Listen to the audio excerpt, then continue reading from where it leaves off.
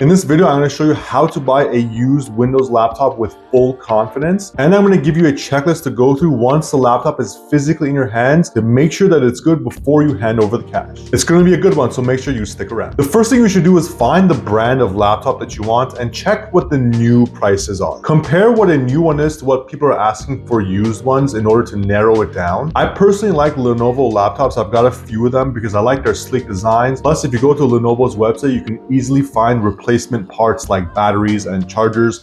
So you'll want to double check and see what the long-term serviceability of the laptop is going to be. I bought a Lenovo C740 in the past, which was a 2020 model, and the fan died. And I found the fan very easily on Amazon for about 20 bucks. I replaced it in one day. So I was happy I bought that laptop and I fixed it right away. So as soon as I had even the smallest issue, I took care of it right away and it was super easy. So figure out what your needs are of a laptop. Are you going to be gaming? Are you doing creative work? Is it just for documents and web browsing? Figure out the type of size that you want. You may want to go to a store like Best Buy or something just to take a look at the sizes. I like 14-inch. Both of these are 14-inch laptops. I think that's the ideal size of not being too small and not being too big. Easy to carry, but still gives you a big screen size. So based on the manufacturer you want to go with and the type of laptop, you can figure out what your budget's going to be. Now you want to do some shopping around on Facebook Marketplace, eBay, or other local classifieds you have in your area and see what people are asking for the type of laptop that you want. Now here's a pro tip. You should never pay more than 60% of the retail price of a laptop when compared to buying a brand new one. If it's 80-90% the cost of a new one, you're best off just getting a brand new one. You want to stick to the 60% rule. So if the laptop is $1,000 new, you'll want to pay no more than around $600, maybe $650 if it's a very good condition one. Now, when you're looking at Facebook Marketplace and other local classifieds, look for a review system. So see what that seller's reviews are. Do they have a lot of sales? Do they sell lots of laptops and computers? And are people happy with their outcome? eBay is a little bit trickier because you're not going to be able to check out the laptop until it's physically in your hands. So if you do decide to buy something on eBay, you'll want to get it for a very good deal. Look at buying at an auction on eBay because that way you can probably get an even lower price to reduce your risk. But I think it's best to stick with local classifieds because you can physically check the laptop before you hand over the cash. Also on local classifieds like Facebook Marketplace, you may find local stores like small computer repair shops who sell used laptops. Those might be a good option because they a lot of times will give you a warranty with it as well. And they're specialists, they know what to check for. They have a store you can go back to if you have a problem. So those might be some good options. I have seen some pretty good deals on laptops from these small computer shops. Now you want to figure out the specs that you want. So what is the processor, how much RAM, how much storage? Remember, the processors can be confusing. Like if something says i7, that doesn't mean that it's necessarily going to be the best processor or i9. You want to look at the actual model number. Like this one, for example, is an i5-1235U. So because it's a 12 series, I know this is a 2022 model. This one is the Core Ultra 7 155H, and that's going to be a 2024 model. Based on the processor's actual model, just do a quick Google search and you'll determine what year the laptop came out in. So that way you can know how old it is. I think a good rule of thumb is if you're buying a used laptop, you want to stick to 3 years or less. If it's going into 4 years or 5 years old, you're probably going to have a very worn out battery, more chances of issues. I think you should stick with a maximum of a 3-year-old laptop or less. Okay, so you found the type of laptop you want, which manufacturer, you set yourself a budget, you know what the specs are, if it's an i5 or an i7 or an AMD processor, whatever you're looking for, and you decide to meet up with someone. Meet them in a local coffee shop or something like that and make sure it's somewhere that has power plugs. So you can check the power cable, make sure that's working. So the laptop's physically in front of you. What you want to do is you want to make a checklist in your phone's notepad and check all these things on the laptop. Firstly, check the touch screen and functionality. So touch the screen, check everywhere, make sure the touch screen is functioning correctly. Open a document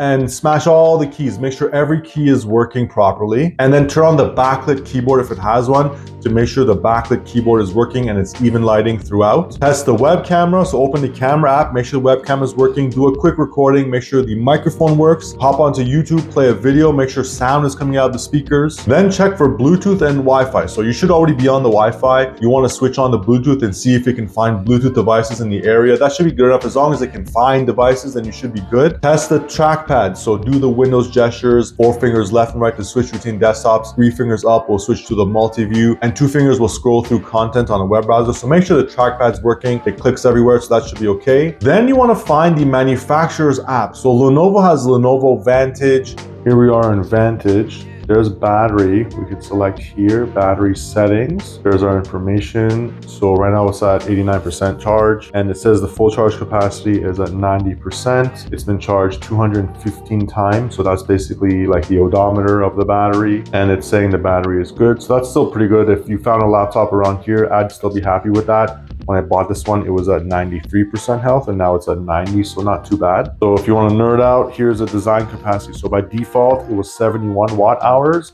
Now it holds about 64.59 watt hours. So that tells you basically how much wear and tear the battery has on it. Okay, but let's say you don't have the Vantage app, it's been uninstalled or something. There's another way you can do it. So open start, hit CMD. So you're gonna open up the command prompt. Command line is gonna come up there. And now you wanna type power, so power CFG, so power configuration, and then / battery report. Battery report. Hit enter. Okay, so that's been saved into the C drive. Then we go into this PC, we go into users, select our current user, and there's our battery report file. So if we open that up, it's gonna open an Edge. So there you go. We can see Yoga 7i. And there we go. Design capacity is 71 watt hours. Full charge capacity is 65. So we can just divide those two numbers to get our battery health percentage.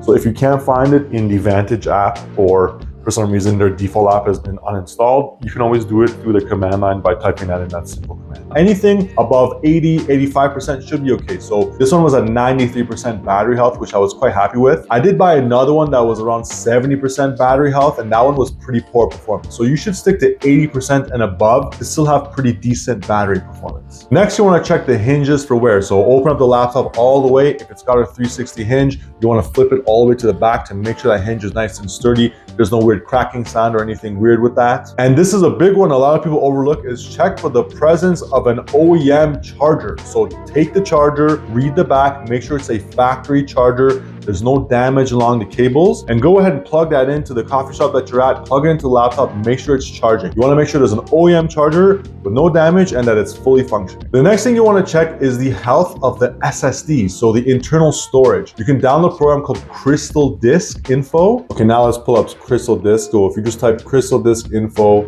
you'll see the site is crystalmark.info. Select that, it's gonna bring you to their site. Don't click all these random garbage links. Careful. You're gonna scroll down here to where you see these pictures of these anime girls. Don't worry about that. These are different versions of the program. It's this blue download button right here, not any of these other. These are all a bunch of ads and stuff. Don't click those back. Click that downloads button, goes out of this ad, AIO edition, just go standard edition. You can select the installer. Okay, your download will begin shortly. Now, if we go into our downloads folder, there you go, Crystal Disk Info. So don't get caught up in anything else, just make sure it's actually Crystal Disk Info, nothing else. You can double click that. Yes, install. Don't need a desktop shortcut. Okay, we'll hit launch. Okay, here's our Crystal Disk Info. So it's a Samsung SSD, 512 gigs. Looks like it's good. It's at 97% health. Total reads is 11,000 gigs. Total writes about 10,000 gigs. Power on count, it's been on 1,100 times. So this gives you an idea of what the wear and tear on the SSD is. But if it's good and it's giving you this blue,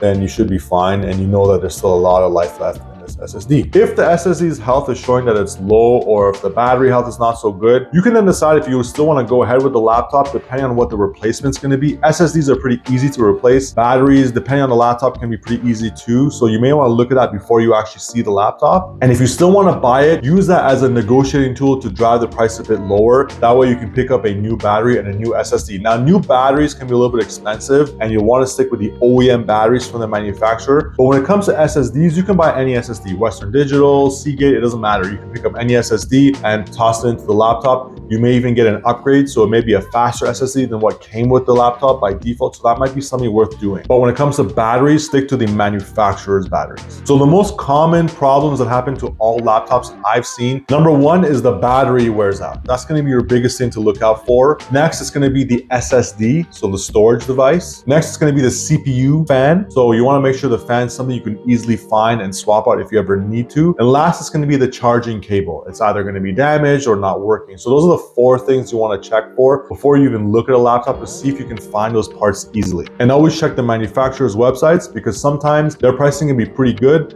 and you may see some aftermarket ones on Amazon that are not that much less. Don't get fooled by those. OEM is always best. The only time I would say you can stray away from OEM is with the SSD. You can definitely pick up a different brand SSD, and it may even be faster than what came with the laptop. Now, as far as software goes, make sure Windows is reset. You can do the built-in Windows reset feature. Now, if you're worried about built-in malware and you think the person might be a little bit sketchy, you just want to be safe, you can always download Windows on a USB, totally wipe the disk, and do a fresh install of Windows that way. I have done that on certain laptops in the past just to be safe if I was giving it to a family member, just for peace of mind. But for myself, depending on the seller, I just do the built-in Windows reset. They may do it for you already, but I would always do it again just to be sure that you have everything reset to factory before you put in your own credentials. And now for negotiating, like I said, stick with the 60% rule. You don't want to pay more than 60% of what a new laptop is. If they're not willing to negotiate, or they're being unreasonable, or they're charging too much, just forget about it, walk away. But usually there are good deals to be had. Why? Because most people don't know this information I just shared with you. So a lot of sellers will post their laptops and only really tech savvy people will buy them, and that's a small group of people. Most folks will just go to Best Buy and buy something new because they don't know what to check for. But now with this information, you're equipped to buy a used laptop with full confidence. So that's everything you should need in order to buy a used laptop. And if you like this video, be sure to check out my review on the Lenovo Yoga 7i, which is now gone on sale. There's tons of deals to be had, both used and new. And leave a comment below with other classified apps that you use to find pre-owned items. And if I miss anything, let me know and I'll cover it in a short. My name is Baz and you're watching Pro Shopper, and on this channel we focus on making tech buying easy. So if that sounds good to you, then consider subscribing. Thanks so much, and I'll see you in the next one.